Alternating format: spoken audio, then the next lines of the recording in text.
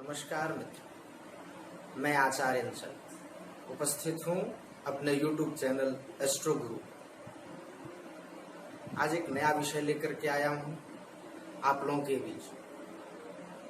विषय है निर्जला एकादशी व्रत या भीमसेनी एकादशी। इस विषय को पूरा समझने के लिए वीडियो को अंत तक देखें और मेरे इस YouTube चैनल एस्ट्रो गुरु को सब्सक्राइब करें। तो आइए विषय पर बढ़ते हैं। निर्जला एकादशी व्रत। निर्जला क्यों कहा जाता है? निर्जला का तात्पर्य क्या है? अर्थात जो बिना जल के, माने बिना जल पिए हुए यदि आप किसी व्रत को रहते हैं, वो व्रत निर्जला कहा जाता है। और इसको भीमसेनी एकादशी क्यों कहते हैं? भीमसेनी एकादशी इसलिए इसे कहा जाता है, इससे एक महाभारत काल की कथा जुड़ी हुई है। आप सभी जानते हैं महाभारत काल में हस्तिनापुर की पटरानी कुंती थी और उनके 5 पुत्र युधिष्ठिर, भीम, अर्जुन, नकुल और सहदेव थे। तो उनमें से जो उनके दूसरे पुत्र थे भीम चूंकि बहुत शरीर उनका बड़ा था और वह हमेशा भूख से पीड़ित रहते थे, माने अधिक भोजन करने की उनकी इच्छा रहती थी सामान्य लोगों की अपेक्षा।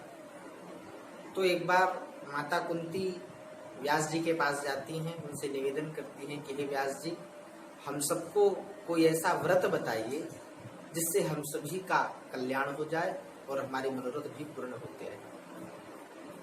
तो सभी ने तो व्रत के लिए हामी भरी, लेकिन भीमसेन जो कि खाने में बहुत तेज थे, वह भोजन उनका सबसे प्रिय था और हमेशा जब अवसर लगता था वो भरपेट भोजन करते थे और अधिक भोजन करते थे।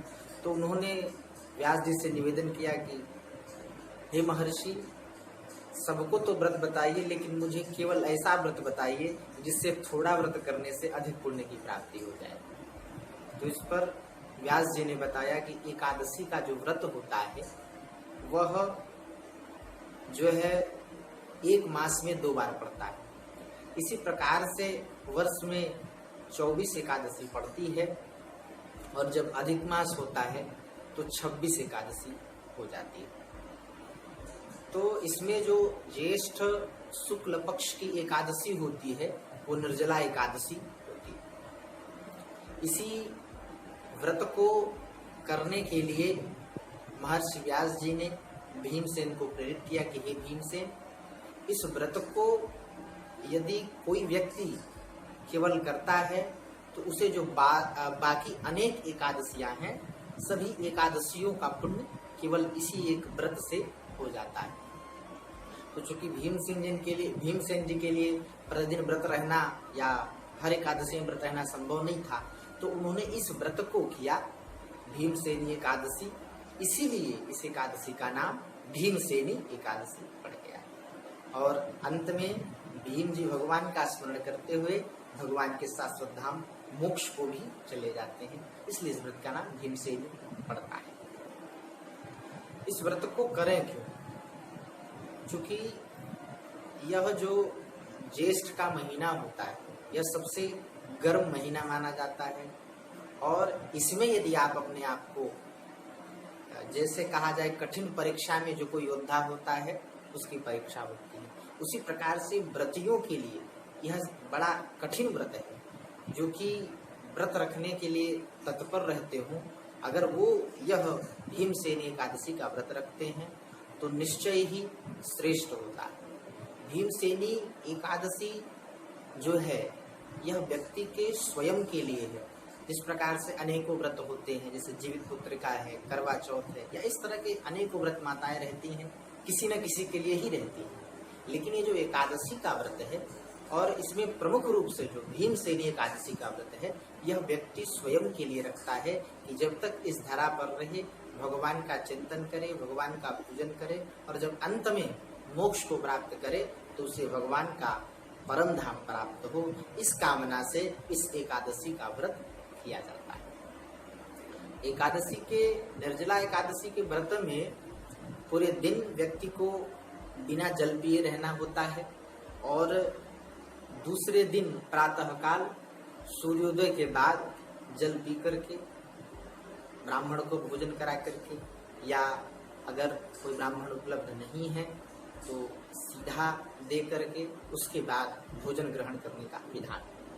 अब जैसे बहुत लोग हैं कि भीमसेन एकादशी रहना तो चाहते हैं लेकिन निर्जला नहीं रह सकते, तो वह सामान्य एकादशी की तरह भी यदि इस व्रत का पालन करते हैं, इस व्रत को रहते हैं, तो उसका बहुत ही सकारात्मक परिणाम मिलता है।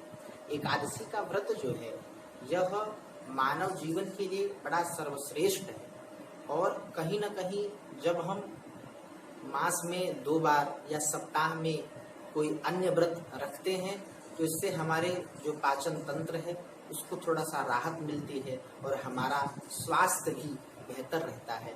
वैज्ञानिक दृष्टिकोण से भी इन व्रतों का हमारे जीवन में बड़ा महत्व है, क्योंकि जब हमारे शरीर में जब हम किसी दिन व्रत रहते हैं उस दिन हमारा जो पाचन तंत्र है वह थोड़ा आराम करता है, इससे हमारे शरीर में स्फूर्ति बनी रहती है। आज का सभी का जीवन जो है कहीं न कहीं सामान्य खान पान सबका बिगड़ा हुआ है, इसलिए सामान्य तौर पर भी व्रत को रहना चाहिए।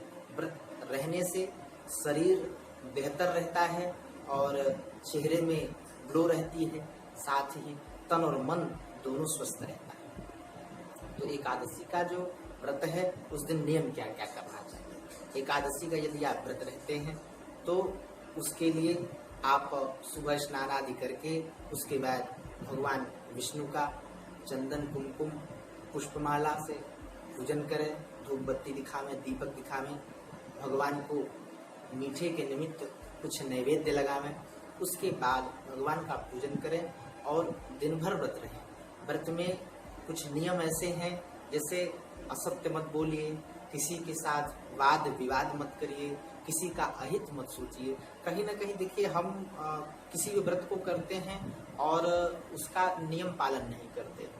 व्रत हम कर रहे हैं और हमारे मन में कहीं ना कहीं किसी के प्रति पाप है, किसी के प्रति द्वेष है, तो वह व्रत पुण्य जो होता है उस व्रत का बेहतर पुण्य हमें नहीं प्राप्त होता है। तो व्रत का जो नियम है मनसा वाचा कर्मणा, अर्थात मन से भी व्रत रहें, वाणी से भी रहें और कर्म से भी रहें। कम से कम उस दिन तो हमें छल छद्म छोड़ करके भगवान का चिंतन करना चाहिए। आप यकीन मानिए अगर निश्चित तौर पर आप एकादशी का व्रत रहते हैं तो इसका बड़ा ही सकारात्मक परिणाम आपके जीवन में मिलेगा, निश्चित तौर पर, इसमें कोई दो राय नहीं। तो मित्रों, हमारा यह विषय आज का कैसा लगा आप सभी मुझे बताइएगा। फिर मैं नया विषय लेकर के आऊँगा अपने इस एस्ट्रो गुरु चैनल पर। तब तक के लिए इजाज़त लेता हूँ। जय माँ।